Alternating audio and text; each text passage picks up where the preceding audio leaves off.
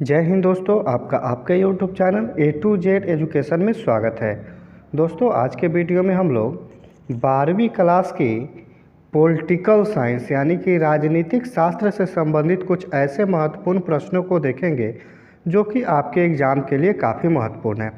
दोस्तों, ये इतने महत्वपूर्ण प्रश्न है कि अगर आप पूरे वीडियो को देखकर एग्ज़ाम देने जाते हैं तो सेम इसी प्रकार से आपके एग्ज़ाम में प्रश्न को पूछे जाएंगे और यही प्रश्न रहेंगे आपके एग्ज़ाम में। तो आप वीडियो को पूरा ज़रूर देखिए। देखिए, ये जो वीडियो है दोस्तों, ये लंबा होने वाला है क्योंकि इस वीडियो में हम लोग 30 महत्वपूर्ण सब्जेक्टिव प्रश्न और साथ में उसका उत्तर देखते चलेंगे और उसे समझने का प्रयास करेंगे। तो चलिए दोस्तों, शुरू करते हैं। दोस्तों, पहला प्रश्न कह रहा है, शीत युद्ध से आप क्या समझते हैं। क्या प्रश्न है? शीत युद्ध से आप क्या समझते हैं। आंसर देखते हैं। कह रहा है, शीत युद्ध की व्याख्या प्रायः यह की जाती है कि यदि यह दो विरोधी विचारधाराओं तथा सामाजिक व्यवस्थाओं के बीच संघर्ष है। क्या है? संघर्ष है। ये क्या है? तो ये दो विरोधी विचारधाराओं यानी कि जो दो देशों के विचार आपस में नहीं मिलते हैं तथा सामाजिक व्यवस्थाओं के बीच संघर्ष यानी कि उनकी जो व्यवस्था है उनके बीच संघर्ष चलता है, उसको संघर्ष है। क्या है? संघर्ष है। इनमें दोनों पक्ष परस्पर शांतिकालीन राजनीतिक संबंध बनाए रखते हुए भी शत्रु की भावना रखते हैं, यानी कि युद्ध नहीं करते हैं, दोनों शांति की भावना बनाए रखते हैं लेकिन शत्रु की भावना एक दूसरे के प्रति बनाए रखते हैं। क्या बनाए रखते हैं? शत्रु की भावना। सशस्त्र युद्ध के अतिरिक्त अन्य सभी उपयोगों द्वारा एक दूसरे को कमज़ोर बनाने के प्रयत्न करते हैं, यानी कि युद्ध नहीं करते हैं लेकिन अन्य उपायों द्वारा जो है एक दूसरे को कमज़ोर बनाने का प्रयत्न करते हैं। क्या करते हैं? प्रयत्न करते हैं। अतः संक्षेप में हम कह सकते हैं कि युद्ध ना होते हुए भी युद्ध जैसी परिस्थिति को बनाए रखने की एक ऐसी कला है जिसमें प्रत्येक विषय पर गुटिये स्वार्थों को भी ध्यान रखकर कार्य किए जाते हैं। लेकिन क्या है दोस्तों? शीत युद्ध क्या है? तो देखिए, ये एक ऐसी स्थिति है जिसमें युद्ध की संभावना तो होती है लेकिन युद्ध नहीं होती है। ठीक है? यह शस्त्रों से लड़ा जाने वाला युद्ध ना होकर एक प्रकार का वाक्य युद्ध होता है। वाक्य युद्ध यानी कि क्या? तो बोल चाल करके युद्ध किया जाता है। जैसे एक ये देश उस पर कटाक्ष करेगा, वो इस पर कटाक्ष करेगा, बहुत सारे मीटिंग होंगे लेकिन युद्ध क्या है? वो होगा नहीं लेकिन युद्ध की संभावनाएं रहेंगी। आगे कह रहा है, विश्व राजनीतिक में 1945 में अमेरिका और सोवियत संघ द्वारा शुरू हुआ शीत युद्ध 1991 ईस्वी में सोवियत संघ के विघटन के साथ समाप्त हुआ। दोस्तों, यहाँ से ऑब्जेक्टिव प्रश्न जब भी हम देखिए, हम जब भी सब्जेक्टिव प्रश्न देखते हैं तो उसमें इतने बहुत सारे ऑब्जेक्टिव प्रश्न होते हैं जो कि आपके एग्ज़ाम की दृष्टि से काफ़ी महत्वपूर्ण होते हैं, लेकिन हम उसे क्या है कि सब्जेक्टिव वे से ले लेते हैं, उसे ध्यान से नहीं देखते हैं। तो उसे जो है हमको देख के चलना है ताकि सब्जेक्टिव के साथ ऑब्जेक्टिव भी हमारा तैयार होते चले। देखिए, पहल का एक ऑब्जेक्टिव प्रश्न होगा, विश्व राजनीतिक में 1945 में अमेरिका और सोवियत संघ द्वारा शीत युद्ध आरंभ होता है। तो प्रश्न पूछेगा शीत युद्ध कब आरंभ हुआ? तो याद रखिएगा 1945 में। और ख़त्म कब हुआ? 1991 में। उसके बाद प्रश्न पूछेगा जीतने वाले को पूछेगा। तो देखिए, इसमें जो है अमेरिका की विजय हुई और सोवियत संघ का विघटन हो गया। तो यहाँ से दो प्रश्न बनेंगे। 1991 में शीत युद्ध समाप्त हुई और 1945 में आरंभ हुई थी। अगला प्रश्न है दूसरा नंबर। कह रहा है, प्रश्न काल से आप क्या समझते हैं। काफ़ी महत्वपूर्ण प्रश्न और छोटा सा भी है। देखिए क्या कह रहा है, प्रश्न काल से आप क्या समझते हैं। कह रहा है, लोकसभा में कार्यवाही का पहला घंटा, यानी कि लोकसभा में कार्यवाही का पहला घंटा यानी कि कितना? तो 11 से 12 बजे का जो काल होता है उसको प्रश्न काल कहते हैं। कितना आसान है। अब देखिए, ऑब्जेक्टिव प्रश्न आएगा कि लोकसभा में पहला घंटा जो है ये किस चीज़ का होता है? तो आपको याद रखना है, ये प्रश्नकाल का घंटा होता है। क्या होता है? प्रश्नकाल, यानी कि इस समय में प्रश्नों को पूछा जाता है। और समय भी पूछ देता है कि प्रश्नकाल का समय कब से कब तक होता है? तो 11 से 12 बजे होता है। जबकि राज्यसभा में कार्यवाही के पहले घंटा को शून्यकाल कहा जाता है। ये किसके लिए है? तो ये लोकसभा के लिए मान्य है, लेकिन वही राज्यसभा में जो है एक कार्यवाही के पहले घंटा को शून्यकाल कहा जाता है, यानी कि इस समय कुछ नहीं होता है, लोग आएंगे बैठेंगे और उसके बाद जो कार्रवाई है वो चलेगा। प्रश्नकाल में सांसद विभिन्न सूचीबद्ध मुद्दों पर प्रश्न करते हैं, जिसकी शुरुआत राज्यसभा में 12 बजे से होती है। कब होती है? 12 बजे से होती है। चलिए, आशा करता हूँ कि प्रश्न का उत्तर जो है आपको समझ में आया होगा। चलिए आगे हम लोग प्रश्नों को देखते हैं। प्रश्न कह रहा है जल संरक्षण क्या है? काफ़ी महत्वपूर्ण प्रश्न है, तो ध्यान से देखिए। कह रहा है जल संरक्षण का अर्थ है जल के प्रयोग को घटाना और सफाई, निर्माण एवं कृषि आदि के लिए अवशिष्ट जल का पुनः चक्रीय यानी कि रिसाइलिंग करना। इसको जल संरक्षण कहते हैं। क्या कहते हैं? जल संरक्षण कहते हैं। देखिए, हम लोग जल का जो दुरुपयोग करते हैं उसको बचाना, ये भी जल संरक्षण है। देखिए क्या है कि हम लोग जानते हैं कि पृथ्वी के नीचे जो भूमिगत जल है, जो हमारे पीने के लायक है, वो धीरे धीरे कम हो रही है। अब सबसे ज़्यादा दोस्तों महत्वपूर्ण चीज़ क्या है कि उसको हम लोग संरक्षित कैसे करें, उसको कैसे बचा के रखें ताकि हमारे आने वाले पीढ़ी को वो पुनः प्राप्त हो और वे सुख से रह सके। तो इसके लिए क्या किया जाएगा कि जल संरक्षण के लिए क्या किया जाएगा? तो इसके लिए सबसे ज़्यादा ज़रूरी है कि जो जल हम वेस्ट करते हैं, यानी कि यूज करने के बाद में उसको छोड़ देते हैं, उसका अगर हम पुनः चक्रण यानी कि उसको रिसाइकलिंग करके फिर उसको अपने दूसरे काम के उपयोग में लाने के लायक बना लेते हैं, तो इससे क्या हो जाएगा? जल का संरक्षण होगा। चलिए आगे हम लोग देखते हैं। 5 नंबर प्रश्न देखते हैं दोस्तों। कह रहा है भारत के उपराष्ट्रपति का चुनाव कैसे होता है? क्या कह रहा है? भारत के उपराष्ट्रपति का चुनाव कैसे होता है? आंसर देखते हैं। कह रहा है भारत के उपराष्ट्रपति का चुनाव संसद के दोनों सदनों द्वारा समानुपातिक प्रतिनिधित्व प्रणाली से किया जाता है। यह निर्वाचन अनुपातिक प्रतिनिधित्व प्रणाली के अनुसार एकल संक्रमणीय प्रणाली द्वारा होता है। किनका होता है? तो ये उपराष्ट्रपति के लिए इनका चुनाव होता है। अब एक महत्वपूर्ण प्रश्न को हम लोग देखते हैं। प्रश्न कह रहा है संयुक्त राष्ट्र के 2 मुख्य उद्देश्य बताएं। जो संयुक्त राष्ट्र है उनके मुख्य 2 उद्देश्य पूछ रहा है। तो चलिए इनका मुख्य 2 उद्देश्य जानते हैं। पहले हम लोग प्रश्न को देखते हैं क्या कह रहा है। प्रश्न है संयुक्त राष्ट्र के 2 मुख्य उद्देश्य बताएं। इसका आंसर देखते हैं। कह रहा है संयुक्त राष्ट्र एक अंतर्राष्ट्रीय संस्था है। क्या है दोस्तों? ये एक अंतर्राष्ट्रीय संस्था है जिसकी स्थापना युद्धों को रोकने, आपसी शांति और प्रेम स्थापित करने तथा जन कल्याण के कार्य करने के लिए की गई है। किस लिए की गई है? संयुक्त राष्ट्र की स्थापना। तो इसकी जो स्थापना है युद्धों को रोकने के लिए, आपसी शांति और प्रेम स्थापित करने तथा जन कल्याण के कार्य के लिए इसकी क्या की गई है? तो इसके स्थापित की गई है। आजकल संसार के छोटे बड़े लगभग 185 देश इसके सदस्य हैं। कितने देश सदस्य हैं? 185 देश सदस्य हैं। इस संस्था की विधिवत स्थापना, इसकी स्थापना कब हुई थी? ये हुई थी 24 अक्टूबर 1945 को हुई थी। कब हुई थी? 24 अक्टूबर 1945 को।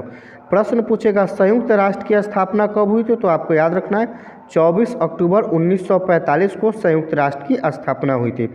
इस स्थापना का मुख्य न्यायालय न्यूयॉर्क अमेरिका में है। प्रश्न पूछता है कि संयुक्त राष्ट्र का मुख्यालय कहाँ है, तो आप याद रखिएगा न्यूयॉर्क में है। कहाँ है? न्यूयॉर्क, अमेरिका में है। और इसकी स्थापना कब हुई थी? 1945 में हुई थी। कब हुई थी? 1945 में, 24 अक्टूबर 1945 में। अगर प्रश्न पूछ दे कि इसमें लगभग कितने देश सदस्य हैं, तो अभी तक इसमें 185 जो देश है इसके सदस्य बन चुके हैं। अब दोस्तों इसका उद्देश्य पूछ रहा है, तो इसका उद्देश्य एक और प्रश्न पूछेगा कि संयुक्त राष्ट्र के क्या कार्य हैं, तो आपको आराम से इसमें लिखना है। इसका जो कार्य है ना, युद्धों को रोकने, आपसी शांति और प्रेम, स्वास्थ्य करने तथा जन कल्याण के कार्य के लिए इसकी स्थापना की गई थी। इतना भी लिख दीजिएगा तो आपका आंसर हो जाएगा।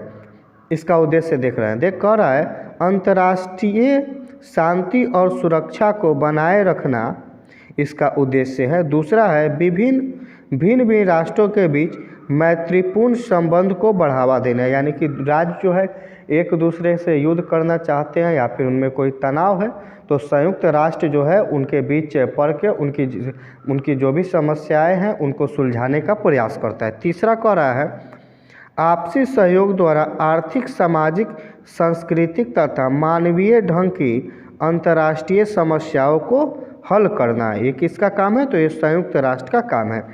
दोस्तों आशा करता हूँ कि इसका उत्तर जो है आपको बेहतर तरीक़ा से समझ में आया होगा। तो चलिए आगे हम लोग प्रश्न को देखते हैं। चलिए आंसर देखते हैं। कह रहा है 7 नंबर, दल बदल का क्या अर्थ है? क्या कह रहा है? दल बदल का क्या अर्थ है? चलिए इसका आंसर देखते हैं। कह रहा है जब किसी दल के सदस्य चुनाव से पहले या निर्वाचित होने के बाद, यानी कि चुनाव के बाद जीत जाने के बाद अपने राजनीतिक दल को छोड़कर दूसरे दल में शामिल हो जाते हैं, तो इसी को क्या कहते हैं? इसको दल बदल कहते हैं। यानी कि पहले किसी और दल में थे, उसके बाद चुनाव से पहले भी हो सकता है और जीतने के बाद भी हो सकते हैं। अभी तो आप देखते होइएगा कि बिहार में इस प्रकार की समस्या, हमारे बिहार में इस प्रकार की समस्या को देखा जा सकता था। पहले नीतीश कुमार बीजेपी के साथ थे, अब तेजस्वी यादव के साथ हो गए, तो इसी को दल बदल कहते हैं। एक जो आदमी होता है या एक व्यक्ति होता है, एक दल को छोड़ के दूसरे दल में शामिल हो जाता है, इसी को दल बदल कहते हैं। दल बदल अपनी राजनीतिक इच्छा की पूर्ति या पार्टी में उपेक्षित महसूस करने की स्थिति में कोई भी सदस्य पार्टी की सदस्य छोड़ सकता है। यानी कि पार्टी में मन नहीं लग रहा है या उचित उनको जो पद चाहिए वो नहीं मिला, उसके कारण भी वो अपनी इच्छा के अनुसार पार्टी को बदल सकते हैं। पार्टी के आदेश के उल्लंघन के कारण पार्टी से उन्हें निकाल भी दिया जाता है। और ये भी हो सकता है कि अगर मान लीजिए कोई काम कर रहा है पार्टी, अगर उस काम को आप नहीं कीजिएगा तो पार्टी के पास भी कुछ अधिकार होते हैं, वो आपको दल से निकाल सकते हैं। इसके अंतर्गत सदस्य अपनी मर्जी से भी पार्टी छोड़ सकते हैं। 1985 में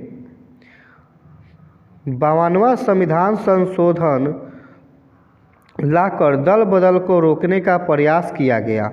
कब किया गया? एक प्रश्न आएगा कि दल बदल को रोकने के लिए किस संविधान संशोधन के द्वारा इसको रोका जा सकता है? तो कहिएगा 42वां संविधान संशोधन के द्वारा इसे रोका जा सकता है, जो कि 1985 में इसको लाया गया, जो कि नाकाम साबित हुआ। पुनः 1991 में संविधान संशोधन कर एक नया कानून लाया गया, जिसके अनुसार यदि कोई भी सदस्य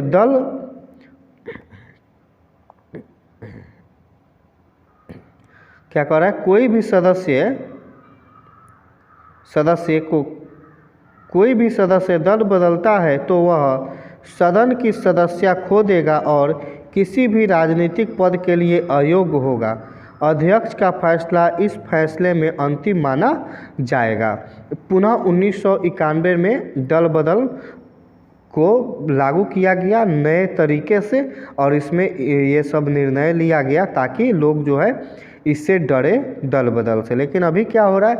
पार्टी को क्या कहिएगा, जितने भी पार्टी गठबंधन की सरकार है, गठबंधन ही तोड़ के और पूरे पार्टी जब एक साथ किसी मतलब पार्टी ही दूसरे पार्टी में जाके मिल जाए तो उनमें जो है किसी की सदस्य भंग नहीं होगी।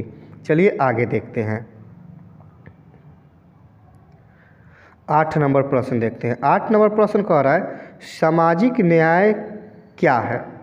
क्या प्रश्न कह रहा है सामाजिक न्याय क्या है। आंसर देखते हैं। कह रहा है सामाजिक न्याय से तात्पर्य समाज के विभिन्न वर्गों के बीच सामाजिक, आर्थिक तथा राजनीतिक समानता स्थापित करने से है। उसके तहत समाज में उपेक्षित एवं पिछड़े वर्ग के लिए आरक्षण की व्यवस्था की गई है। सामाजिक और आर्थिक दृष्टि से कमज़ोर वर्गों के लिए मंडल कमीशन ने शिक्षण संस्थाओं तथा सरकारी नौकरियों में 27% आरक्षण की सिफारिश की। धर्म या जाति के आधार पर लोगों के साथ भेदभाव ना हो, सभी की मान सम्मान समाज में सुरक्षित रहे। सामाजिक न्याय क्या है। सीधा सीधा इसका आंसर है सामाजिक न्याय जो है देश के बीच जाति व्यवस्था के परिणाम स्वरूप कोई दिक्कत ना हो, इसी के लिए सामाजिक न्याय लाया गया था। इसमें क्या है कि इसमें जो है जो पिछड़े वर्ग है यानी कि पहले से ही पिछड़े आ रहे हैं जाति के नाम पे या फिर और भी बहुत सारी समस्या उनके नाम पे उनका शोषण हो रहा है, तो उनको आरक्षण दिया जाता है। और कितने प्रतिशत, तो 27%। याद रखिएगा, प्रश्न पूछेगा तो आपको इसको याद रखना है। चलिए आगे हम लोग देखते हैं।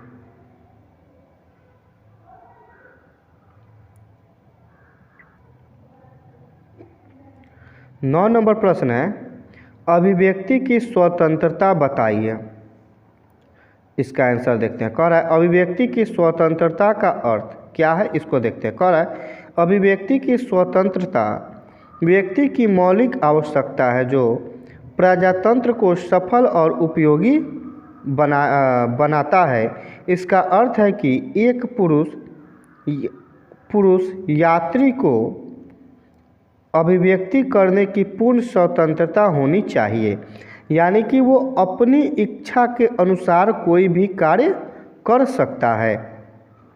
आय कर उसे लिखने, कार्य करने, चित्रकारी करने, बोलने या कलात्मक करने की पूर्ण आज़ादी होनी चाहिए। अभिव्यक्ति के भाव या अभिव्यक्ति की स्वतंत्रता प्रजातंत्र की ज़रूरत है। हमें यह भी जानना पड़ेगा कि अभिव्यक्ति की असीमित स्वतंत्रता प्रजातंत्र के लिए हानिकारक भी है। यानी कि मान लीजिए अभिव्यक्ति की स्वतंत्रता यानी कि सोचने और अपने इच्छा के अनुसार काम करने की स्वतंत्रता अगर हमें ना हो तो समाज आगे नहीं बढ़ सकता। जैसे कि प्राचीन काल में होता था कि वर्णों के हिसाब से काम किया जाता था। जैसे ब्राह्मण हैं तो वो केवल पूजा पाठ और शिक्षण का ही काम करेंगे, दूसरा काम वे नहीं करते थे। क्षत्रिय हैं वे युद्ध लड़ेंगे, सेना में भर्ती होंगे, इसके अलावा कोई काम नहीं करेंगे। उसी प्रकार से अलग अलग वर्णों की अलग अलग काम को दर्शाया गया है। लेकिन व्यक्ति की अभिव्यक्ति की स्वतंत्रता से अर्थ है कि जाति से नहीं, आपको जौन सा काम मर्जी है वो आप कर सकते हैं अपनी इच्छा के अनुसार, अपने स्वेच्छा के अनुसार, ताकि आपको उससे आमदनी प्राप्त हो और आप बेहतर से बेहतर बन सके। चलिए आगे देखते हैं। 10 नंबर प्रश्न कर रहा है दोस्तों वीटो क्या है। क्या कह रहा है वीटो क्या है, तो चलिए इसका आंसर देखते हैं। कह रहा है सुरक्षा परिषद में कुल 15 सदस्य होते हैं। इनमें 5 अस्थायी सदस्य होते हैं तथा 10 अस्थायी सदस्य होते हैं। प्रतिक्रिया संबंधी विषयों पर कोई निर्णय तभी लिया जाता है जब 15 में से 9 सदस्यों के सकारात्मक मत होंगे, परंतु अन्य महत्वपूर्ण मामले में जिनमें आर्थिक या सैनिक कार्यवाही शामिल है किसी निर्णय के लिए 5वें अस्थायी सदस्य का मत भी अनिवार्य है।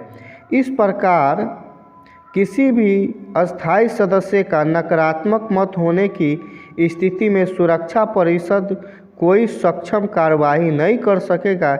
इसको निषेधात्मक वीटो कहा जाता है। यानी कि कोई भी फैसला होता है और जिस देश को वीटो की पावर मिली हुई है वो उस काम को मना कर देते हैं कि नहीं ये गलत है, तो उसको लागू नहीं किया जाएगा, वो निषेधात्मक हो जाएगा, उसके बाद उस पर कोई फैसला नहीं होगा। चलिए आगे प्रश्नों को देखते हैं। प्रश्न 11 नंबर का है, गुट निरपेक्षता का अर्थ बताएं। गुट निरपेक्षता का अर्थ बताएं, क्या हो जाएगा गुट निरपेक्षता का अर्थ? चलिए इसका आंसर देखते हैं। कह रहा है गुट निरपेक्षता का तात्पर्य राष्ट्रों के गुटों से दूर रहकर अंतर्राष्ट्रीय मामलों में स्वतंत्र विदेश नीति का पालन करने से है। यानी कि हम किसी भी देश के साथ नहीं रहेंगे, हम स्वतंत्र रहेंगे, हम अंतर्राष्ट्रीय मामले में स्वतंत्र रहेंगे, हमारी विदेश नीति भी है वो भी स्वतंत्र रहेगी, इसमें किसी भी देश का कोई दखल अंदाजी नहीं होगा। इसी को क्या बोलते हैं? इसको बोलते हैं गुट निरपेक्ष। यानी कि किसी भी गुट यानी कि समूह में शामिल ना होकर अलग रहना, अपने अलग कार्य को करना, इसी को गुट निरपेक्ष कहते हैं। आगे देखते हैं। कह रहा है द्वितीय विश्व युद्ध के बाद जब विश्व दो विरोधी खेमों अमेरिका और रूस, यानी कि यही ना दो थे, में विभाजित हो गया तो भारत जैसी तीसरी दुनिया के देशों ने गुटनिरपेक्षता की नीति अपनाई थी। गुटनिरपेक्षता की नीति अपनाने से फ़ायदा भी हुआ था क्योंकि भारत जो है उसी समय स्वतंत्र हुआ था और भारत नई नई स्वतंत्रता की ऊंचाइयों पर पहुंच रहा था, अपनी स्थिति को मजबूत करने के फिराक में था। अब उस स्थिति में मान लीजिए वो दोनों गुटों में से किसी एक में शामिल हो जाएगा, अगर जिस गुट में शामिल हुआ वही हार गया तो भारत को भी इससे बहुत भयंकर क्षति होती। इसीलिए भारत के जो उस समय के राजनेता थे उन्होंने गुट निरपेक्षता की नीति को चुना और बोला हम किसी भी गुट में नहीं रहेंगे, मेरे लिए स्वतंत्र रहना ही ठीक है। आगे देखते हैं। कह रहा है 12 नंबर प्रश्न, पंचशील क्या है?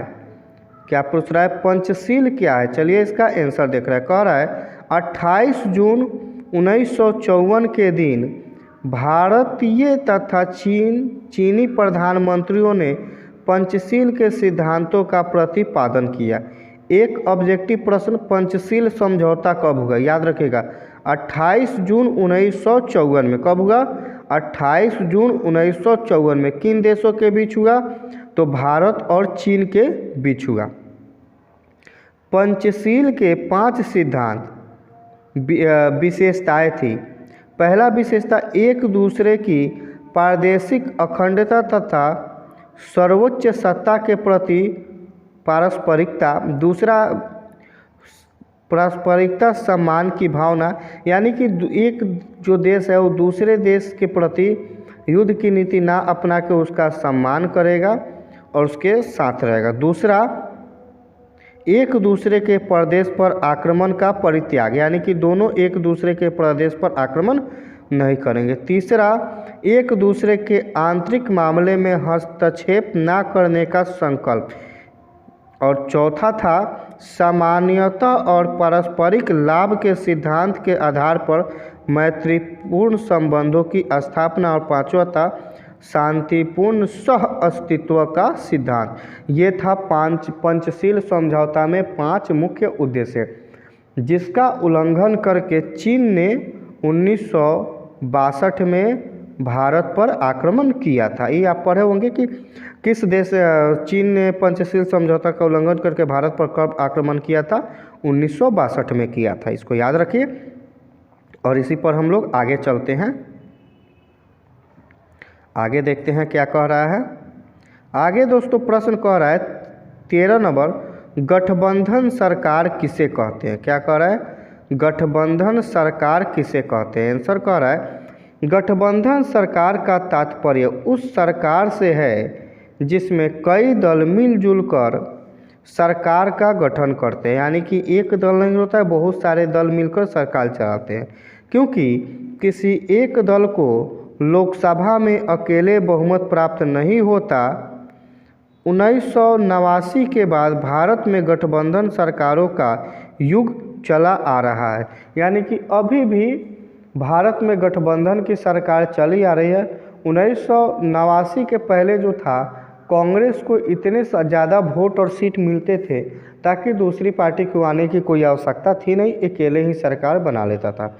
लेकिन भाजपा की स्थापना होने के बाद इनकी स्थिति में कुछ सीट कटने लगे, जिसके कारण एक उपाय किया गया और 1989 के बाद जो है एक पार्टी दूसरे पार्टी से जोड़कर सरकार बनाने का कार्य चलता है। जैसे बिहार में है नीतीश कुमार और तेजस्वी यादव का जो गठबंधन है, उस प्रकार से आप कह सकते हैं। आगे के प्रश्नों को देखते हैं हम लोग। आगे दोस्तों प्रश्न कह रहा है 14 नंबर, केंद्र शासित प्रदेश का क्या अर्थ है। क्या कह रहा है, केंद्र शासित प्रदेश का क्या अर्थ है। आंसर देखिए, कह रहा है संघ शासित क्षेत्र राज्य के विस्तृत रूप है। इसके अंतर्गत देश के सभी 9 राज्य और इसके कानून नियम आते हैं। संघ शासित क्षेत्र में भारत के संघीय प्रशासनिक ढांचे की एक उप राष्ट्रीय प्रशासनिक इकाई है जिसमें भारत सरकार का प्रशासन होता है। संघ केंद्र शासित राज्य में राज्य का कोई जो है सो नहीं होता है, यहाँ पे केंद्र द्वारा सरकार को चलाई जाती है। 15 नंबर प्रश्न देखते हैं, नई विश्व व्यवस्था क्या है। काफ़ी महत्वपूर्ण प्रश्न है, तो आप इससे समझने का प्रयास करें। कह रहा है नई विश्व व्यवस्था क्या है। आंसर कह रहा है गुटनिरपेक्ष देशों के समय मुख्य चुनौती आर्थिक रूप से और ज़्यादा विकास करने तथा अपनी जनता को गरीबी से उबारने की थी। क्या कह रहा है, जब गुटनिरपेक्ष वाले जो देश थे, स्वतंत्र नए नए हुए थे, उनके पास समस्या क्या थी, आर्थिक समस्या, यही थी ना, और गरीबी से उबरने की समस्या। क्योंकि जब भारत आज स्वतंत्र हुआ तो जितने यहाँ के संसाधन थे, विभिन्न प्रकार के बहुत सारे रोजगार थे, उसको तो अंग्रेज़ों ने पहले ही ध्वस्त कर चुका था और अपने हिसाब से रहने के लायक बना लिया था। स्वतंत्र होने के बाद भारत के पास कुछ नहीं था और उसी में पाकिस्तान का बंटवारा हो गया, तो इससे भी जो है सो बहुत सारी हानियाँ हुई। अब सबसे ज़्यादा जो मुख्य समस्या थी भारत के सामने वो ये थी कि ये इस गरीबी की समस्या से निकले कैसे, अपनी आर्थिक स्थिति को सुधारे कैसे, ताकि आगे की कार्य की जाए। आगे देखते हैं क्या कर रहा है। 9 स्वतंत्र देशों की आज़ादी के लिहाज से भी आर्थिक विकास की महत्व थी। बगैर टिकाऊ विकास के कोई भी देश सही मायनों में आज़ाद नहीं रह सकता।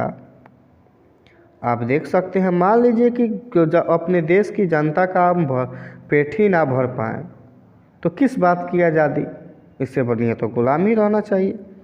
तो देश को जो है लंबे समय तक चलने के लिए सबसे महत्वपूर्ण आवश्यकता क्या है, तो इसको सबसे जो महत्वपूर्ण आवश्यकता है ये है टिकाऊ विकास। यानी कि मान लीजिए आप कोई काम को कर रहे हैं, 2 दिन 4 दिन का किए, पूरा बेहतर खाए पिए, उसके बाद ठीक है फिर काम छूट जाए, 2 साल बैठिएगा, तो उससे टिकाऊ नहीं है। टिकाऊ यानी कि एक हिसाब से जो है इनकम आते रहे ताकि देश का विकास होते रहे। आज आए कल नहीं आए, फिर कल आए परसों नहीं आए, तो ऐसे विकास से देश आगे नहीं बढ़ेगा। आगे कह रहा है उस परिक्षेप में 9 राष्ट्रयुक्त आर्थिक व्यवस्था की धारणा का जन्म हुआ। 1972 में संयुक्त राष्ट्र संघ के व्यापार और विकास से संबंधित सम्मेलन में toward a new debt policy for development शीर्षक एक रिपोर्ट प्रस्तुत की गई। उस रिपोर्ट में वैश्विक प्रणाली में सुधार का प्रस्ताव पास किया गया ताकि लोग विकसित हो सके और अपने विकास को आगे बढ़ा सकें। चलिए आगे के प्रश्नों को हम देखते हैं। आगे दोस्तों हम लोग 16 नंबर प्रश्न देखेंगे। 16 नंबर प्रश्न कह रहा है मूल कर्तव्य से आप क्या समझते हैं? क्या प्रश्न है? मूल कर्तव्य से आप क्या समझते हैं? देखते हैं मूल कर्तव्य क्या होता है और इससे हम लोग क्या समझते हैं और ये हमारे लिए किस प्रकार से उपयोगी भी है। तो चलिए देखते हैं। कह रहा है 1950 में लागू किए गए संविधान में केवल अधिकारों का ही उल्लेख किया गया था, मौलिक कर्तव्यों का नहीं। लेकिन 1976 में संविधान में व्यापक संशोधन करते समय यह अनुभव किया गया कि संविधान में नागरिक के मौलिक कर्तव्य का भी उल्लेख किया जाना चाहिए। अतः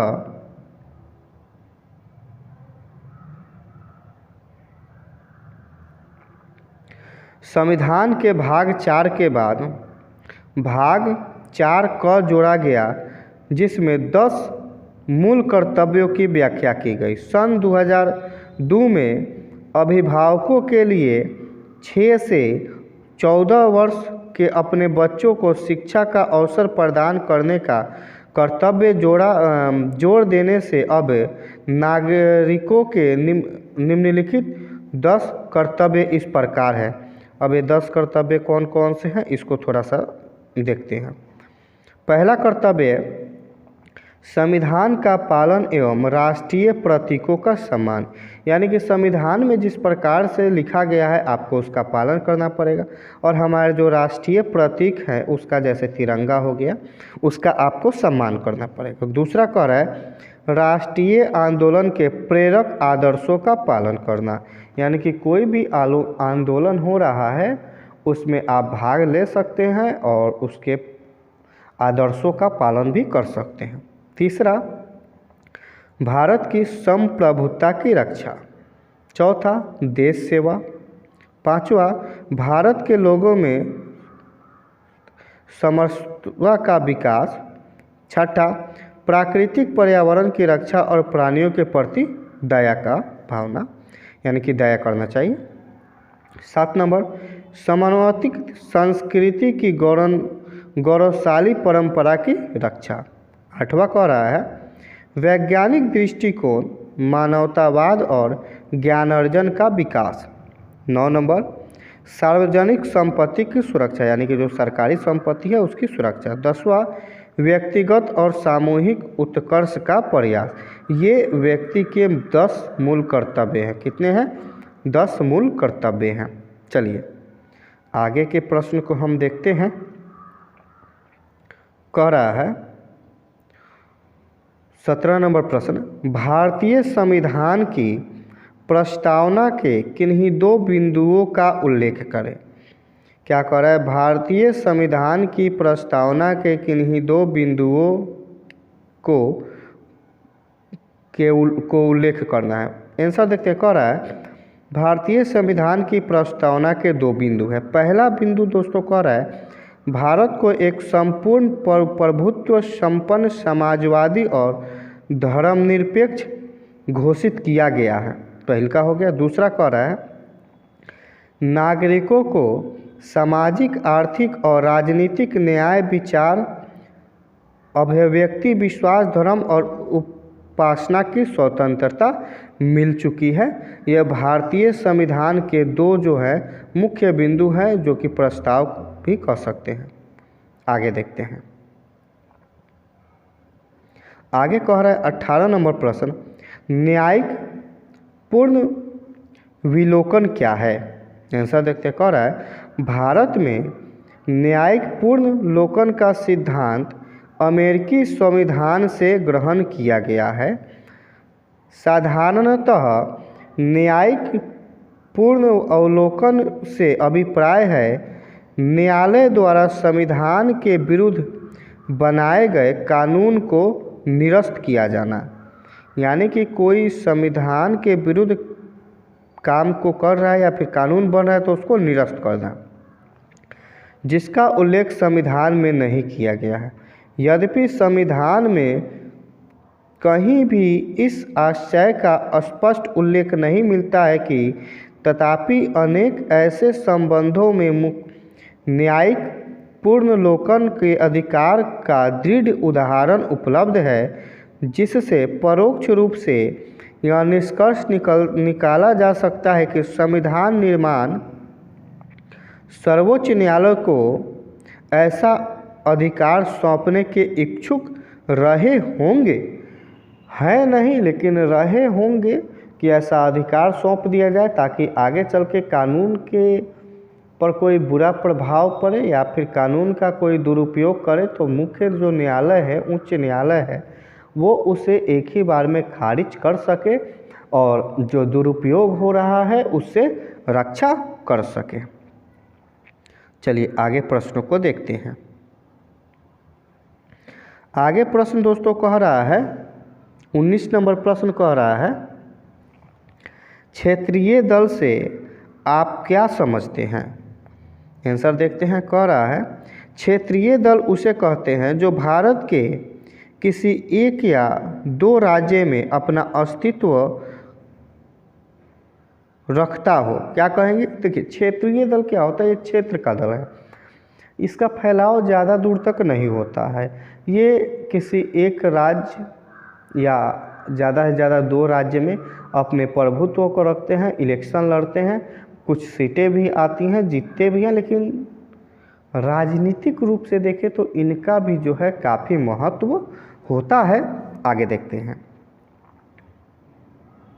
और चुनाव लड़ते हों। क्षेत्रीय पार्टी के कार्य क्षेत्र बहुत सीमित होते हैं, यानी कि इनकी जो आगे देखते हैं उसके बाद एक ही बार में सबको समझाएंगे। उसकी शाखाएं किसी विशेष प्रांत या राज्य या भाग तक सीमित होती है, जैसे आंध्र प्रदेश में तेलुगु देशम या पंजाब में शिरोमणि अकाली दल, बिहार में जनता दल यूनाइटेड आदि। क्षेत्रीय पार्टी का सरोकार अपने क्षेत्र के हितों से होता है। हो सकते हैं कि ऐसी पार्टियां राष्ट्रीय हित की अपेक्षा अपने क्षेत्रीय हितों के लिए संघर्ष करें। क्षेत्रीय पार्टी दोस्तों अपने क्षेत्र के लिए कार्य करते हैं, ठीक है ना। ये क्या होता है? इनका जो फैलाव होता है एक सीमित क्षेत्र तक ही होता है, ये ज़्यादा दूर तक नहीं फैलते हैं। उदाहरण की बात करें तो तेलुगु देशम है, ये आंध्र प्रदेश की पार्टी है। और ऑब्जेक्टिव प्रश्न में भी कभी कभी पूछ देता है तेलुगु देशम किस प्रदेश की पार्टी है? याद रखिएगा आंध्र प्रदेश की। पंजाब में शिरोमणि अकाली दल, ये दो हैं जो क्षेत्रीय पार्टी है। दूसरा है जनता दल यूनाइटेड जो कि बिहार में है, ये भी क्या है? तो ये भी क्षेत्रीय दल है, ठीक है। आगे हम लोग प्रश्नों को आगे हम लोग चलते हैं, देखते हैं। चलिए 20 नंबर प्रश्न को देखते हैं। 20 नंबर प्रश्न कह रहा है राज्यपाल के दो कार्य बताइए। राज्यपाल का तो आपने नाम सुना होगा, लेकिन इसका मुख्य रूप से कार्य क्या होता है इसके बारे में जानने के लिए आप जो है मेरे चैनल के डिस्क्रिप्शन में जो है इस वीडियो के नीचे उसका लिंक दे दूंगा। आप उस वीडियो को राज्यपाल का कार्य क्या होता है, राज्यपाल की नियुक्ति कौन करता है, उसको नियुक्त होने के पीछे क्या कारण है, राज्य में उसको क्यों नियुक्त किया जाता है, इन सारे बातों का जिक्र जो है आपको उस वीडियो में मिल जाएगा। तो चलिए आंसर देखते हैं। प्रश्न क्या है? राज्यपाल के दो कार्य बताइए। कह रहा है राज्यपाल के दो कार्य। पहला कार्य कह रहा है राज्यपाल को राज्य के विधानमंडल के क्षेत्र को बुलाने और समाप्त करने का अधिकार प्राप्त होता है। दूसरा कह रहा है राज्यपाल राज्य विधानसभा के सत्र को और किसी राज्य में दो सदन है वहाँ दोनों सदनों के संयुक्त सत्र को संबोधित कर सकता है विकट परिस्थिति में। चलिए यही है राज्यपाल का कार्य। पूरा वीडियो के देखने के लिए आप डिस्क्रिप्शन में जाकर चेक कर सकते हैं, उसका लिंक मैं देने का प्रयास करूंगा। चलिए आगे देखते हैं। 31 नंबर प्रश्न कह रहा है पर्यावरण संरक्षण के किन्हीं दो उपायों को लिखें। काफ़ी आसान प्रश्न है, ऐसे प्रश्न को ही ज़्यादातर देखना चाहिए ताकि जल्दी इसका आंसर याद हो जाए और एग्ज़ाम में अच्छा नंबर आ सके। कह रहा है पर्यावरण संरक्षण के किन्हीं दो उपायों को लिखें। आंसर कह रहा है दोस्तों पर्यावरण को सुरक्षित एवं प्रदूषण मुक्त रखना अत्यंत जरूरी है। इसके लिए निम्न प्रयास किए गए हैं। निम्न प्रयास में से पहला प्रयास, विषैली गैस एवं कार्बन डाइऑक्साइड को विसर्जन की मात्रा घटाई जाए, यानी कि जो विषैली गैस है और जिस माध्यम से वे गैस निकलती है उसकी मात्रा को घटाने का प्रयास किया जाए ताकि वायुमंडल सुरक्षित रहे। और अधिक हरियाली लगाई जाए तो ऐसी गैसों को रोका जा सकता है, यानी कि जो विषैली गैसें हैं उनका उत्सर्जन जो है कम हो, वो कम निकले।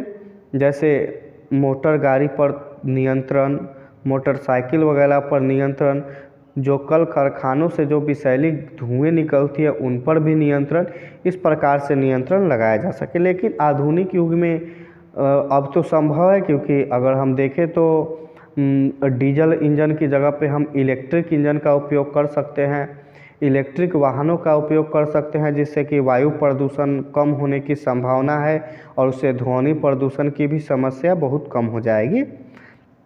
लेकिन जो बड़े बड़े कल कारखाने हैं उनसे जो है विषैली जो गैसें निकलती हैं उसको भी आदमी कंट्रोल कर सकता है, लेकिन क्या है कि उसके लिए थोड़ा सा अधिक पेड़ पौधा लगाना होगा ताकि जो है जो गैस निकले उनका अवशोषण जो है पेड़ पौधे कुछ हद तक करे और वातावरण सुरक्षित रहे। चलिए आगे कह रहा है,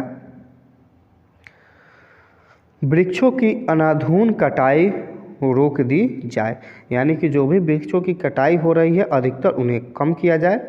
तीसरा, नदियों में जहरीले या तेजाब पानी ना छोड़े जाएं, क्योंकि इससे पेयजल प्रदूषण होता है और मछलियों एवं कछुओं की हत्या हो जाती है। यानी कि कंपनियों से जो जहरीले पानी छोड़े जाते हैं वो काफ़ी ख़तरनाक होते हैं, उनमें तेजाब की मात्रा होती है और भी जहरीले बहुत सारे ऐसे केमिकल मिलाए जाते हैं जिससे वस्तु को साफ किया जाता है, जो कि जल प्रदूषण का एक बहुत बड़ा कारण है। उदाहरण के रूप में आप दिल्ली के समीप जो यमुना नदी बहती है उसका उदाहरण ले सकते हैं। वो उसमें क्या है कि कंपनियां इतनी अधिक हैं उनके किनारे कि जितने भी कंपनी का वेस्ट मटेरियल होता है पानी के रूप में उसे सारे बिना फिल्टराइज किए हुए ही डाल देते हैं, जिससे क्या है यमुना जी की पानी क्या है प्रदूषित हो चुकी है। बहुत सारे इसके प्रयास भी किए गए कि पानी जो है सुरक्षित हो जाए, लेकिन सारे प्रयास फेल हो चुके हैं। वही कोरोना काल में जो है जमुना जी का पानी जो है पूर्ण रूप से शुद्ध हो चुका था। आगे देखते हैं, कह रहा है इससे पेयजल प्रदूषण होता है, यानी कि पीने वाले जल का प्रदूषण होता है, मछलियों एवं कछुओं की हत्या हो जाती है। चौथा कह रहा है सभी प्रकार के जीव जंतुओं तथा पेड़ पौधों को सुरक्षित रखे जाए, क्योंकि इसी से प्राकृतिक का संतुलन बना रहता है। हमें चिड़ियों को मारना नहीं चाहिए, क्योंकि देखिए क्या है कि प्राकृतिक को सही रूप से चलाने और सही ढंग से कार्य करने के लिए प्राकृतिक में जितने भी संसाधन मौजूद हैं उनकी मात्रा एक निश्चित तौर पर और सही ढंग से होनी परम आवश्यक है। उनकी मात्रा में कमी हो जाए या फिर उनकी मात्रा में अचानक अधिक वृद्धि हो जाए तो उनसे भी हानि है। तो उनकी जो मात्रा होनी चाहिए एक सीमित मात्रा होनी चाहिए, सही मात्रा होनी चाहिए, ताकि उससे कोई परेशानी ना हो। आशा करता हूँ कि ये प्रश्न आपको समझ में आया होगा। चलिए आगे के प्रश्नों को देखते हैं।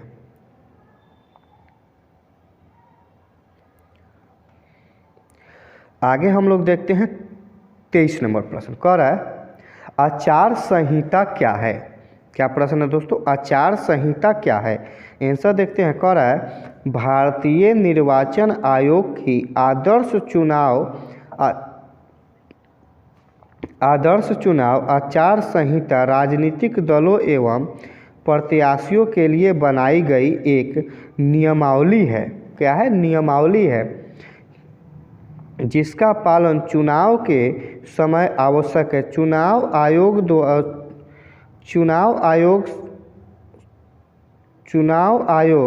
चुनाव से पहले इसको लागू होने की घोषणा करता है और इसे चुनाव के बाद समाप्त की जाती है।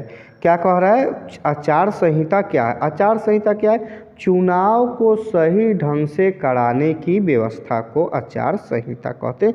सीधा सीधा उदाहरण में इसको समझ सकते हैं। उसके बाद 24 नंबर प्रश्न का है, पंचायतों के 2 आय के स्रोतों को बताएं। यानी कि जो पंचायत है उनके आय के स्रोत को कह रहा है आंसर। पंचायत के आय के 2 स्रोत है। पहला स्रोत सरकार द्वारा अनुदान और दूसरा गांव के मेले बाजार आदि पर कर। देखिए, पंचायत के पास तो अपनी सरकार होती नहीं है ताकि वो दुकानदारों से जाकर टैक्स वसूले और भी काम कर सके। तो इसके लिए क्या होता है कि सरकार जो है उन्हें अनुदान देती है। क्या देती है? अनुदान देती है। वे अपनी इच्छा से जितना अनुदान जितना क्षेत्र पर पड़े उसके हिसाब से। उसके बाद दूसरा कर गांव के मेले बाजारों आदि पर कर। यानी कि गांव में मेला लग रहा है और पंचायत में पड़ता है तो उसके नियम के अनुसार उससे टैक्स वसूल सकते हैं वे। यानी कि हाँ, टैक्स वसूल सकते हैं। जो उनके क्षेत्र के बाज़ार हैं उनमें जो भी वो टैक्स वसूल सकते हैं ताकि पंचायत का जो भी छोटा मोटा काम हो वे अपने स्वेच्छा से कर सके। आगे प्रश्नों को देखते हैं। चलिए अब हम लोग 25 नंबर प्रश्न को देखते हैं। कितना नंबर? 25 नंबर प्रश्न कह रहा है अध्यादेश क्या है? क्या कह रहा है? अध्यादेश क्या है? उत्तर देखते हैं दोस्तों, ध्यान से। कह रहा है अध्यादेश ऐसे कानून हैं जिन्हें केंद्रीय मंत्रिमंडल की सिफारिश पर भारत के राष्ट्रपति यानी कि भारतीय संसद द्वारा प्रख्यापित किया जाता है, जिसका संसद के अधिनियम के समान भाव होगा। उन्हें केवल तभी जारी किया जाता है जब संसद सत्र में नहीं हो और वे भारत सरकार को तत्कालीन विधायी कार्रवाई करने में सक्षम बनते रहते हैं। इसको कहते हैं अध्यादेश। आगे देखते हैं। काफ़ी महत्वपूर्ण प्रश्न है, ध्यान से देखिएगा। कह रहा है वैश्विक तापन क्या है? क्या कह रहा है दोस्तों? वैश्विक तापन क्या है? देखते हैं सर। कह रहा है भूमंडलीय तापन की परिघटना में विश्व का तापमान बढ़ता है। यानी कि भूमंडल पर यानी कि पृथ्वी पर जितने भी काम होते हैं, जैसे अधिक वाहनों का चलना, अधिक प्रदूषण का होना और भी बहुत सारे कार्य, अधिक जनसंख्या का बढ़ना, पृथ्वी का दोहन करना, ये क्या है? ये भूमंडलीय तापन का बढ़ना है। और धरती के जीवन के लिए यह बड़ी प्रलयनकारी साबित होगी। विज्ञान के बढ़ते कदम से कल कारखानों, मोटर वाहनों में काफ़ी बढ़ोतरी हुई है। इसके द्वारा उत्पन्न धुआं गर्म वाष्प एवं ताप वातावरण को प्रभावित करता है। क्या कह रहा है? देखिए, होता क्या है कि विज्ञान के बढ़ते कदम के चलते, यानी कि विज्ञान दिन पर दिन जितनी प्रगति करे उसी के कारण कल कारखाने, मोटर वाहनों में बढ़ोतरी होती जा रही है और ये जो है सो रुकने का नाम नहीं ले रही। ठीक बात है, विज्ञान की बढ़ोतरी हो, आदमी को सुख सुविधा मिले, ये बेहतर है। लेकिन हमें क्या है कि हम अपने सुख के चलते दूसरे के को क्या तकलीफ़ है इसको नहीं जान पाते हैं, जिसके कारण ये सब समस्याएं उत्पन्न होती है। अगर मान लीजिए कि हमें सुख सुविधा मिल रही है, अच्छी बात है, मिलनी चाहिए। सुख सुविधा सबको पसंद है, हमें भी पसंद है, सबको मिलनी चाहिए। लेकिन हमें दोस्तों अपनी पृथ्वी का भी ख्याल रखना बहुत ज़रूरी है। तो देखते हैं, पृथ्वी पर सही ढंग से कार्य को नहीं करने के चलते समय समय पे बाढ़ का आना, भूकंप का आना, अनियमित बारिश का होना, कभी सूखा पड़ जाएगा, कभी बारिश हो जाएगा, तो ये सारी समस्याएं बढ़ते जा रही है। इसके द्वारा उत्पन्न धुआं, गर्म वाष्प एवं ताप वातावरण को प्रभावित करता है। इसके कारण धरती का ताप काफ़ी बढ़ा है। धरती के ऊपर धुआं का धूलकणों की परत से धरती की अंतरिक्ष तक नहीं पहुंच रही है। फलतः धरती हरित गृह प्रभाव के कारण गर्म हो रही है। अब इसको बेहतर तरीके से समझने का प्रयास करते हैं। कह रहा है, देखिए भूमंडलीय तापन क्या है। देखिए विज्ञान के बढ़ते कार्यों से विभिन्न प्रकार के नए नए यंत्रों का निर्माण हो रहा है। बड़ी बड़ी कल कारखाने लग रहे हैं जिससे बहुत सारे धुएं निकल रहे हैं।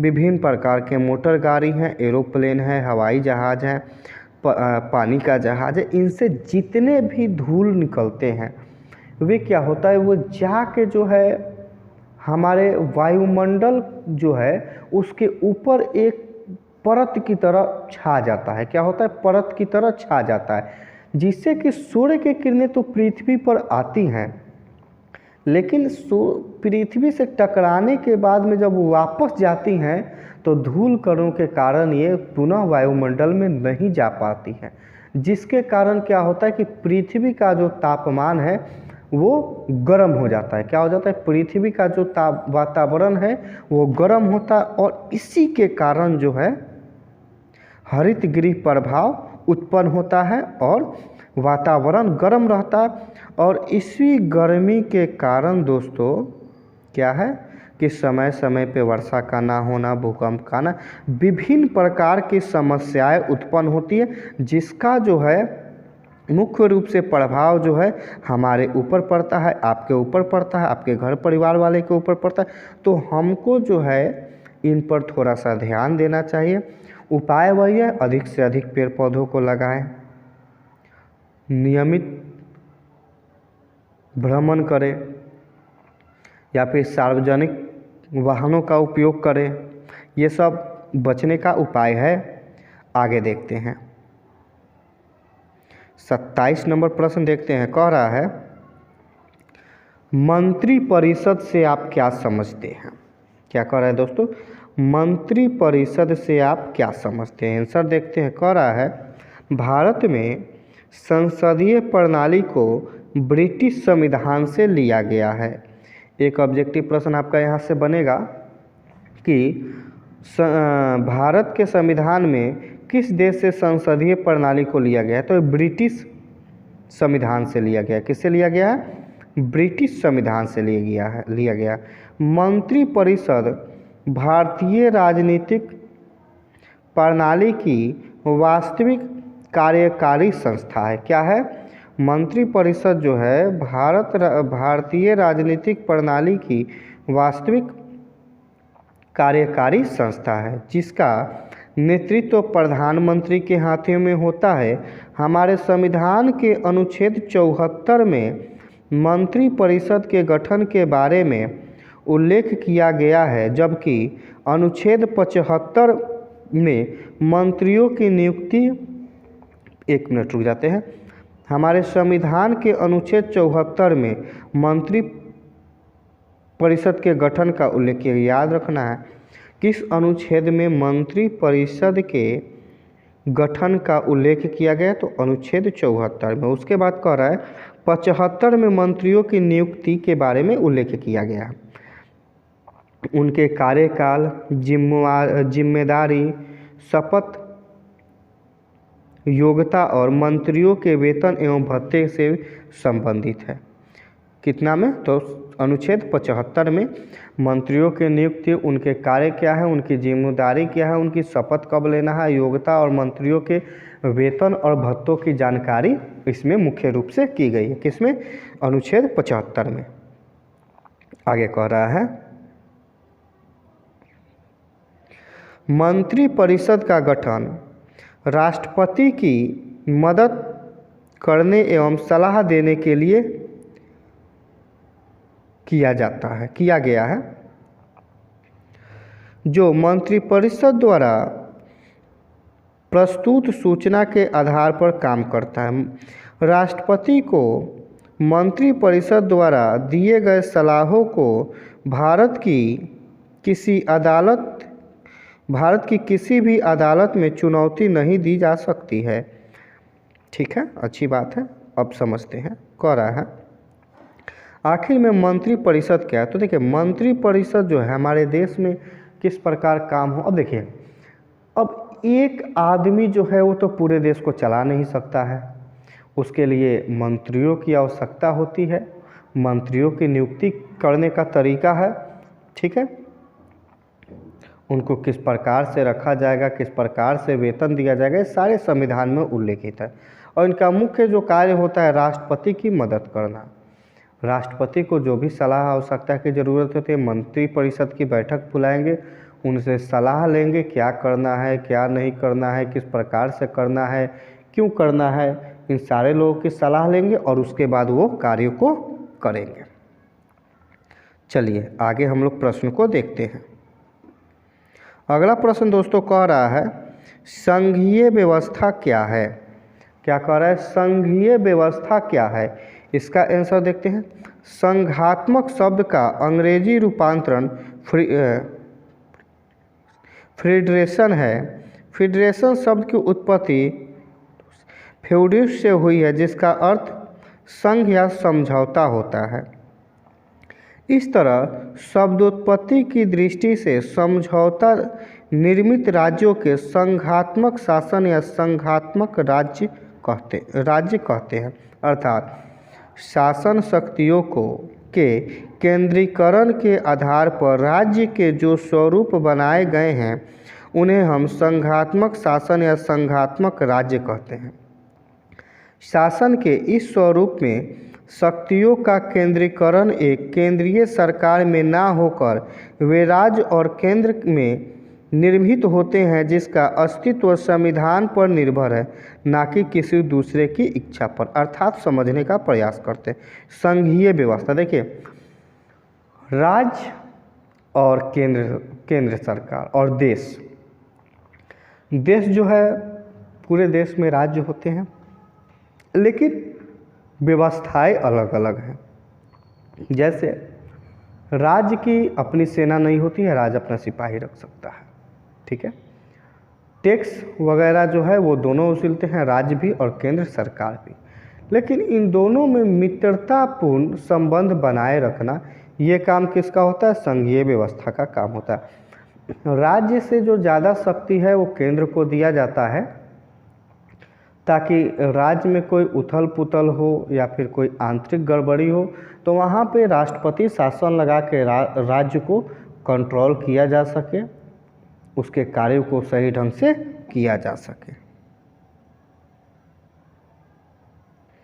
आगे देखते हैं परिभाषा, यानी कि केंद्रीय मतलब जो था उसका परिभाषा कर रहा है। इसकी परिभाषा विभिन्न विद्वानों ने विभिन्न प्रकार से की है। इसकी परिभाषा देते हुए गार्नर महोदय ने कहा है, संज्ञानात्मक सरकार वह पद्धति है जिसमें समस्त शाकीय प्रतिक्रियाएं एक केंद्रीय सरकार तथा उन विभिन्न राज्यों तथा क्षेत्रीय उप विभागों की सरकार के बीच विभाजित एवं वितरित करती है। संज्ञानात्मक शासन के मुख्य लक्षण है, पहला दोहरी शासन व्यवस्था, उसके बाद है दूसरा में लिखित संविधान, तीसरा शक्तियों का विभाजन, चौथा संविधान की सर्वोच्चता और पांचवा स्वतंत्र न्यायपालिका, यानी कि दोहरी शासन, राज्य का अलग और केंद्र का अलग। लिखित संविधान यानी कि संविधान में राज्य के लिए कुछ जो राज्य का कानून के नियम है उनका पालन, और केंद्र में उसको किस प्रकार से पालन करना है उसका। दूसरा शक्तियों का विभाजन, आप जानते हैं केंद्र में के पास सेना है और भी केंद्रीय पुलिस है, लेकिन राज्य के पास भी अपनी पुलिस होती है, ठीक है, जिसका उपयोग अपने राज्य में होने वाले अपराध और विभिन्न कार्यों के लिए वे करते हैं। संविधान का सर्वोच्च, यानी कि दोनों में संविधान सबसे उच्च होना चाहिए, संविधान के द्वारा ही कार्य को करना है। उसके बाद का स्वतंत्र न्यायपालिका, यानी कि जो न्याय की पालिका है उसको स्वतंत्र रखना है, वो किसी राज्य के अधीन नहीं, ना वो केंद्र सरकार के अधीन होगी ना राज्य सरकार के अधीन होगी। ये जो है स्वतंत्र होती है। बड़े बड़े डीएम एसपी नेता कोर्ट में जाते हैं, हाथ जोड़कर खड़े रहते हैं। क्यों? क्योंकि स्वतंत्र न्यायपालिका है। न्यायपालिका किसी के हित में फैसला नहीं सुनेगी, उसको जो सही निर्णय है वो अपने हिसाब से बताएगी। चलिए आगे प्रश्न को देखते हैं। 29 नंबर प्रश्न कह रहा है दोस्तों, गणतंत्र से आप क्या समझते हैं? क्या प्रश्न है? गणतंत्र से आप क्या समझते हैं? आंसर देखते हैं। कह रहा है एक राज्य या गणतंत्र सरकार एक रूप है, या एक गणराज्य या गणतंत्र सरकार एक रूप है जिसमें देश को एवं सार्वजनिक मामला माना जाता है, ना कि शासकों को की निजी संस्था या संपत्ति। एक गणराज्य के भीतर सत्ता के प्राथमिक पद पर विरासत में नहीं मिलते हैं। यह सरकार का एक रूप है जिसके अंतर्गत राज्य का प्रमुख राजा नहीं होता है। गणतंत्र से आप क्या समझते हैं? थोड़ा सा अपने हिसाब से है, लेकिन हम अभी इसको अपने हिसाब से बताते हैं क्या होता है। गणतंत्र का अर्थ होता है कि अपने इच्छा के द्वारा चुना गया सरकार। इसमें जो है अभी क्या होता है कि राज्य तंत्र में क्या होता था कि राजा का पुत्र ही राजा बनता, लेकिन गणतंत्र में नहीं है। गणतंत्र में सबसे बड़ा जो पद है वो प्रजा का है। प्रजा जो है इलेक्शन जब होगा, किस पार्टी को चुननी है वो उसके मर्जी के ऊपर निर्भर करता है। इसमें पद निर्धारित नहीं है कि प्रधानमंत्री का बेटा है तो उसको प्रधानमंत्री हम बनाएंगे, नहीं, ये कोई उचित नहीं है। आपको जो इच्छा लगे वो आप कीजिए। इसमें ना ही तो संपत्ति कि प्रधानमंत्री का बेटा है, पिताजी के पास इतना राज्य का देश का संपत्ति है तो उसको भी, ऐसा कुछ नहीं होता है। संपत्ति से लेकर प्रत्येक चीज पर गणतंत्र या स्वतंत्र प्रजा का अधिकार है। वो जिस पार्टी को चुनेगी या जिस लोगों को चुनेगी वे उसके अनुसार ही कार्य को करेंगे। इसको क्या बोलेंगे? गणतंत्र बोलेंगे कि गणतंत्र व्यवस्था है। क्या है? गणतंत्र व्यवस्था है। आगे देखते हैं। आशा करता हूं कि समझ में आ गया होगा। आगे प्रश्न को देखते हैं। आगे हम लोग देखते हैं 30 नंबर, इकहरी नागरिकता क्या है? आंसर देखिए, काफ़ी महत्वपूर्ण प्रश्न है, ध्यान से और समझ के इसका आंसर देखना है। कह रहा है एकल या इकहरी नागरिकता से तात्पर्य है कि एक देश की नागरिकता से है, जैसा कि अमेरिका या ब्रिटेन आदि देशों में दोहरी नागरिकता का प्रावधान है। हमारे देश के संविधान के अनुसार यदि कोई भारत का नागरिक है तो वह भारत का नागरिक है। किसी अन्य देश की नागरिकता लेने पर उसकी भारत की नागरिकता समाप्त हो जाएगी। इसको समझने का प्रयास करते हैं। देखिए, इकहरी नागरिकता का मुख्य क्या है कि ये एक ही देश का नागरिक होंगे, दो देश की नागरिक नहीं होंगे। जैसे मान लीजिए कि अगर जो दोहरी नागरिकता हो या तिहरी नागरिकता हो, पाकिस्तान का कोई व्यक्ति आए, वो यहाँ की नागरिकता ले ले, तो जब यहाँ की नागरिकता ले लेगा तो इस देश में से उस देश में आ जा सकता है आराम से, उसको कोई नहीं रोकेगा। अब आ जाएगा तो वहाँ से बम भी लेके आ सकता है, विभिन्न प्रकार के हथियार ले आके यहाँ पे आतंकवादी कार्य को कर सकता है। इसीलिए एकहरी नागरिकता रखी जाती है। बहुत सारे देश है, जैसे कि यहाँ पे देखिए अमेरिका या ब्रिटेन में दोहरी नागरिकता है, यानी कि आप दो देश के नागरिक हो सकते हैं, लेकिन भारत में ऐसी व्यवस्था नहीं है। जैसे अगर हम भारत के हैं तो नेपाल में भी जाएंगे तो हमको भारतीय कहा जाएगा। अगर हम वहाँ की नागरिकता ले लेते हैं तो यहाँ से क्या होगा, तो भारत की नागरिकता ख़त्म हो जाएगी, समाप्त हो जाएगी और आपको वहीं का नागरिक माना जाएगा। आपका जो भी क्रियाकलाप है वहीं पे आपको करना पड़ेगा। तो कह सकते हैं कि एकहरी जो नागरिकता है ये बेहतर है दोहरी। लेकिन देखिए, अपने देश के अनुसार जिन्होंने भी दोहरी नागरिकता रखी होगी वे तो मूर्ख होंगे नहीं, उन्होंने भी कुछ सोच समझ के अपने अनुसार ही नागरिकता को रखा होगा। तो इसको हम नहीं कह सकते हैं कि खराब है। अपने इच्छा के अनुसार यह देश की प्रशासनिक व्यवस्था या संसद में जो बिल पास हुआ उनके अनुसार उन्होंने इस प्रकार से रखे हो सकते हैं। देखिए दोस्तों, आज के वीडियो में हम लोग 30 सब्जेक्टिव प्रश्न को देखें जो कि आपके एग्ज़ाम के लिए आप नहीं समझ रहे हैं, बहुत ही महत्वपूर्ण है। यही वो प्रश्न है जो कि सीधे आपके एग्ज़ाम में पूछे जाएंगे। ऐसे ही प्रश्न जो है कि आपके एग्ज़ाम में आते हैं, तो आप सबसे पहले इसको जितने भी प्रश्न हैं आप इसको नोट कर लें, या फिर आप वीडियो को एक बार दो बार देख के उसको बेहतर तरीके से समझने का प्रयास करें। और जो भी दिक्कत है आप हमारे व्हाट्सअप नंबर पे जो है मैसेज कर सकते हैं। मेरा व्हाट्सअप नंबर है 8002653939। दोस्तों, इस पर कॉल मत कीजिएगा, केवल आप मैसेज कर दीजिएगा कि आपको किस प्रश्न में समस्या है। उसको जो है मैं बेहतर तरीके से अगले वीडियो में बता दूंगा, या फिर अगर वहीं पे सॉल्व होने वाला है तो उसकी समस्या का समाधान वहीं पे कर दिया जाएगा। और भी कोई समस्या है, अगर इसका PDF अगर जो आपको चाहिए तो आप हमारे व्हाट्सएप ग्रुप में जुड़ के और इस वीडियो का PDF जो है आप वहां से हासिल कर सकते हैं। तो चलिए, इसी के साथ जो है आज का क्लास जो है हमारा समाप्त होता है। इसी प्रकार से वीडियो को पाने के लिए आप अपने YouTube channel A to Z education को सब्सक्राइब करें, साथ में लगे बेल आइकन को भी दबा दें ताकि आपको इसी प्रकार से वीडियो का नोटिफिकेशन मिलते रहे। धन्यवाद।